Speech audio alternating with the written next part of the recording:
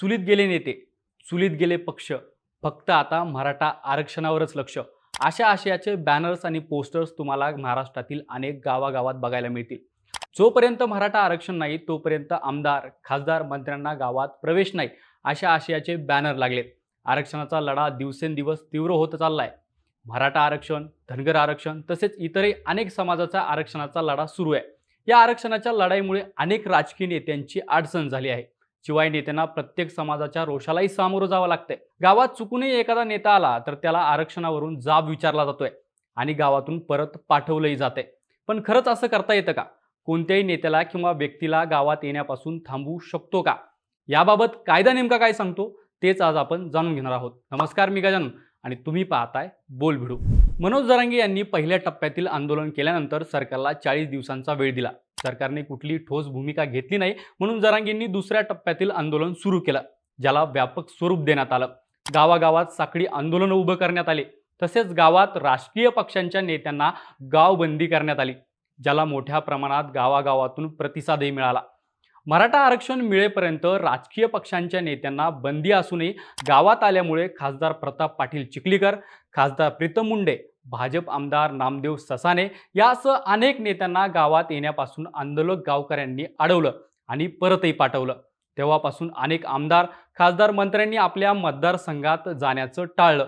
पण त्यानंतर जेव्हा सरकारला मनोज जरांगे यांनी 24 डिसेंबरचा वेळ दिला, त्यावेळी मनोज जरांगे यांनी गावागावात आंदोलन करणाऱ्या आंदोलकांना सूचना केल्या की आता राजकीय पक्षातील लोकांना अडवू नका, सध्या तरी त्यांना गावात येऊ द्या. त्यामुळे राजकीय नेत्यांना काही गावात जाणं येणं सुरू झालं, तर काही गावात आजही राजकीय पक्षातील नेत्यांना येऊ दिलं जात नाही. कायदा आणि सुव्यवस्थेमुळे अनेक नेत्यांना गावात जाणंही टाळलंय. पण सध्या जरी 24 डिसेंबरपर्यंत राजकीय नेत्यांना गावात प्रवेश काही ठिकाणी दिला जात असला तरी 24 डिसेंबर नंतर पुन्हा गावात राजकीय नेत्यांना येऊ देणार नाहीत, असं काही गावकऱ्यांचं म्हणणं आहे.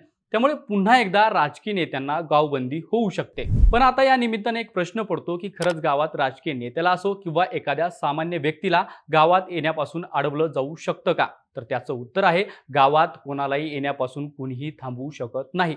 राज्यघटनेच्या कलम 19(ड) नुसार प्रत्येक भारतीय नागरिकाला भारतातील कुठल्याही राज्यात, गावात आणि शहरात जाण्याचा अधिकार आहे.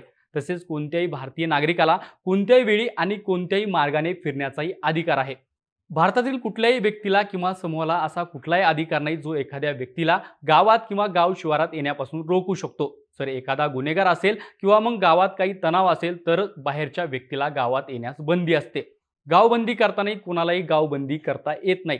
त्यासाठी प्रशासकीय अधिकारी जसे जिल्हाधिकारी, तहसीलदार, स्थानिक पोलीस प्रशासन गावबंदी करू शकतात. तेही त्यांना दिलेल्या नियमाच्या अंतर्गत त्यांना गावबंदी करता येते. त्यांच्या व्यतिरिक्त कोणालाही असा अधिकार देण्यात आलेला नाही.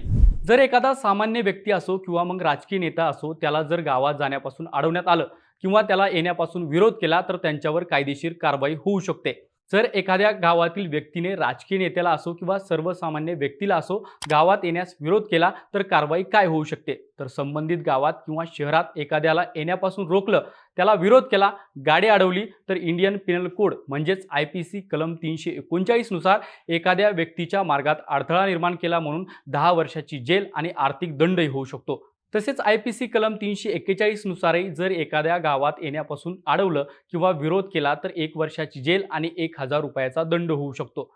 जर त्या दरम्यान एखाद्याला मारहाण झाली किंवा त्यामुळे त्याचा मृत्यू झाला तर 3 ते 7 वर्षाची जेलही होऊ शकते.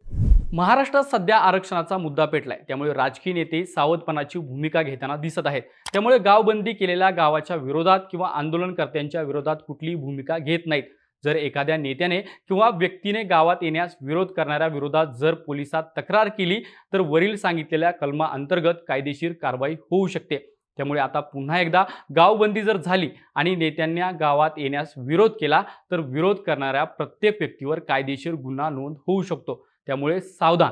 बाकी तुम्हाला ही माहिती कशी वाटली कमेंट करून नक्की सांगा आणि अशाच माहितीपूर्ण व्हिडिओसाठी बोल भिडूच्या YouTube चॅनलला सबस्क्राईब करायला विसरू नका.